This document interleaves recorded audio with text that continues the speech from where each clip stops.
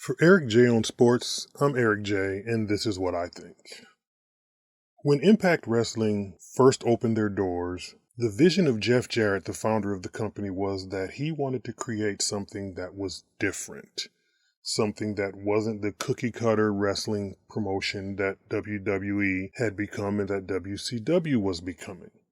Because you see, from the time of the Hulk Hogan era of WWF, Vince McMahon was always looking for the next Hulk Hogan. So he promoted guys who were big and strong, like Lex Luger and Sid Vicious and The Ultimate Warrior, and guys who had those builds, who he thought could move the needle like Hulk Hogan did. That didn't work, so he decided to go in a different direction, and as he went through several eras, he put Bret Hart and Shawn Michaels at the top of the card.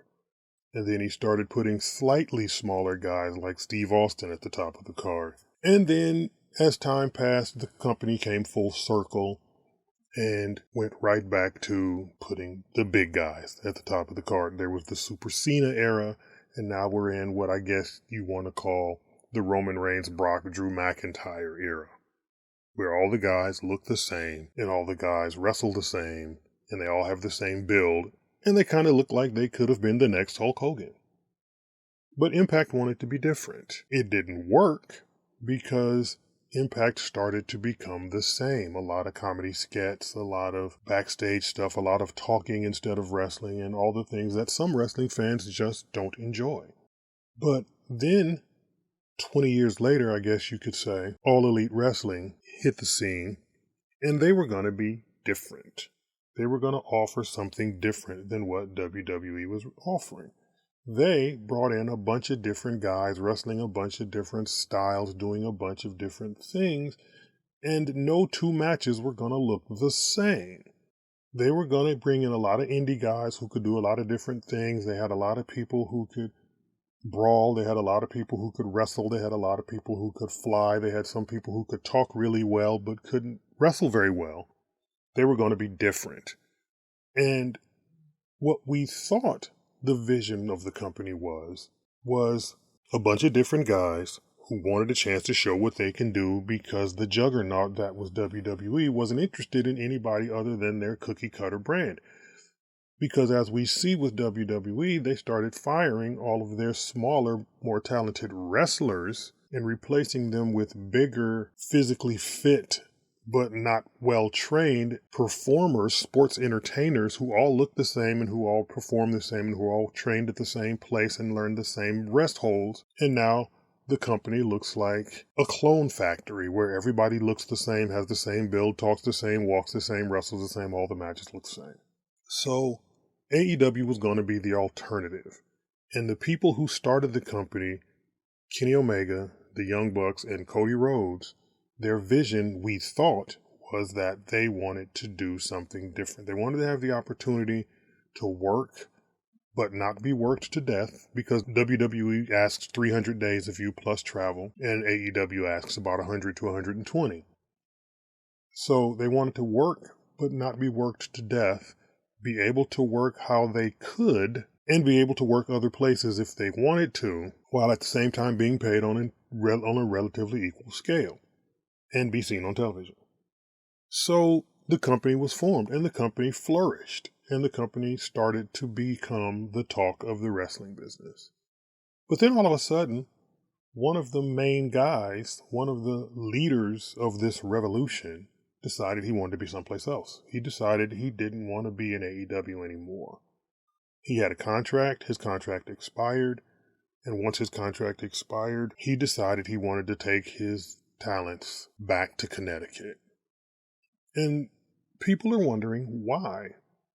But when you're a sports fan, you know why.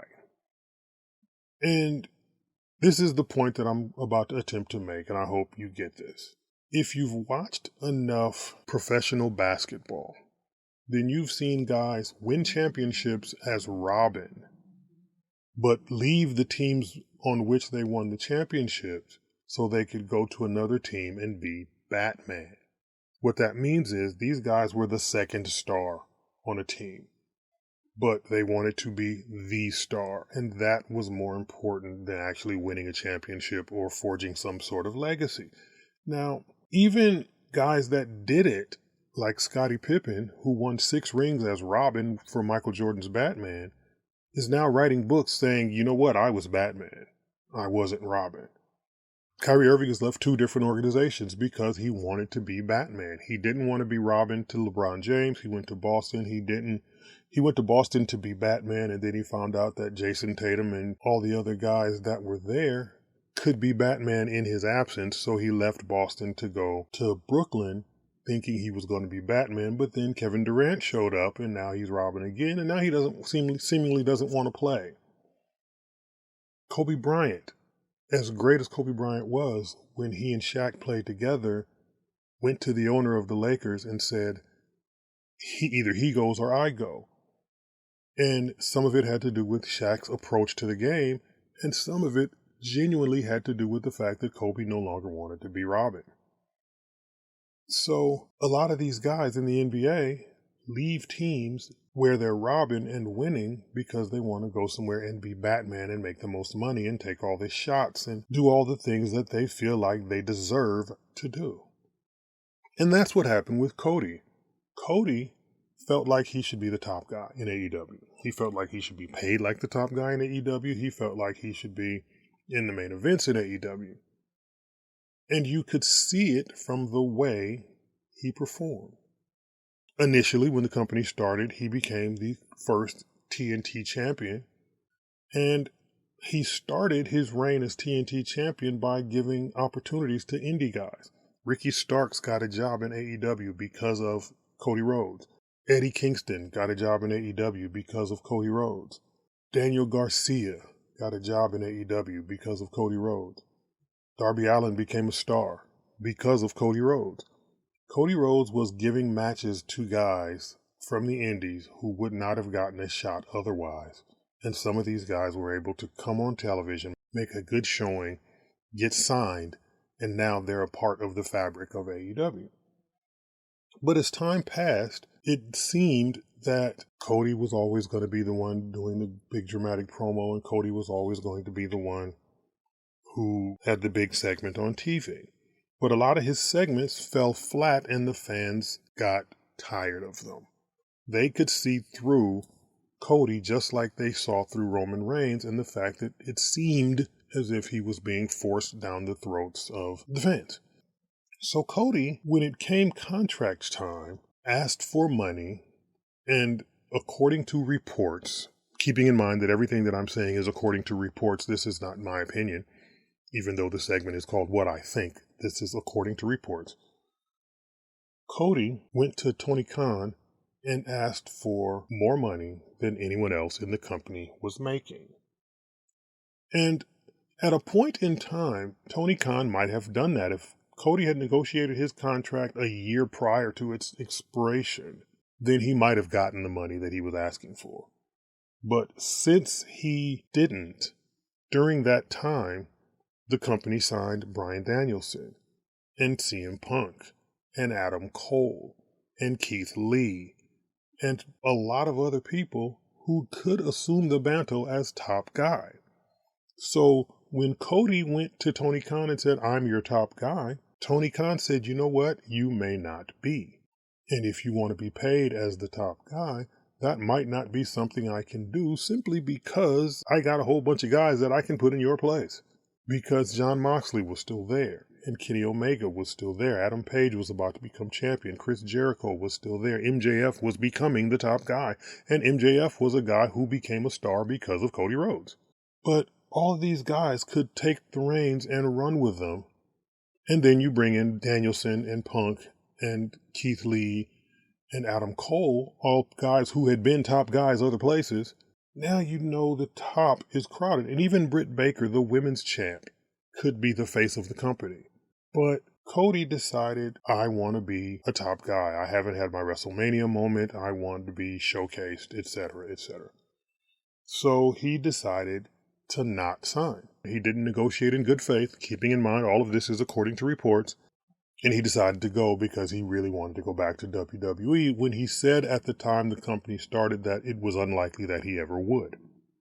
So he decided to go back, and now he's headed back to WWE, potentially for his WrestleMania moment, if they give it to him. But he seems to have forgotten the fact that WWE doesn't want guys that are close to or over 40. WWE doesn't want cast-offs. They want to create their own talent. They said they're going to stop signing guys from the indies, and Cody Rhodes, even though he's an old name that was created in WWE, he's now an indie guy, whether he believes it or not. And he's a guy who they never took seriously in the first place. From the moment they teamed him with Randy Orton and Ted DiBiase Jr., they never took Cody seriously. He never got to speak. The other two did all the talking. And then he became Stardust. And then he left. And chances are he'll go back and he'll get a push immediately, but it'll fade because Vince McMahon, and you can take this to the bank because it's been reported also, Vince McMahon is more happy with the fact that he was able to steal a founder of AEW and an executive vice president of AEW from AEW than he is with taking away a top talent wrestler. He didn't take MJF. He didn't take Wardlow. He didn't take Jade Cargill or Britt Baker. He took EVP founder Cody Rhodes, which means that just like when he took the Good Brothers and Nakamura from New Japan, he didn't take them because he really wanted to use them. He took them so the other company couldn't prosper from their talent. He took wrestlers from other companies not because he wanted to use these wrestlers or he needed to have these wrestlers. He took them so he could have them and the other guys couldn't. Mauro Ranallo is another example. He took Mauro Ranallo from New Japan so that New Japan couldn't have him because New Japan was getting good ratings with Mauro Ranallo doing the announcing. And I'm surprised he didn't try to sign Josh Barnett, but he didn't. But that's what Vince does. He poaches talent so he can add it to his stable, so he can have it in his collection. And the other guys can't because he signs them to exclusive independent contractor deals, which means they can't work anyplace else. And so now the other companies can't have them. Cody can't go be NWA champion now. He can't go be Ring of Honor champion. He can't go be Impact champion. He can't go to New Japan and be Intercontinental or US champion or never open weight champion while working for WWE. He can't do that anymore. He works for WWE and he works for WWE only. He'll get a shot. He may get a world title match or two, but in the long run, everybody believes that he will just be another action figure on Vince McMahon's mantle, sitting there so that AEW or any other company can't make money from Cody Rhodes. So Cody wants to be the guy. And what we all think is that Cody will end up just being the guy who left AEW for WWE, and he'll be sitting there a year from now, 2 years from now, wishing he had never left. Remember to like and share this video and subscribe to this channel. And follow me on Facebook at Eric J on Sports 1 and on Instagram and Twitter at Eric J on Sports. And for Eric J on Sports, I'm Eric J, and this is what I think.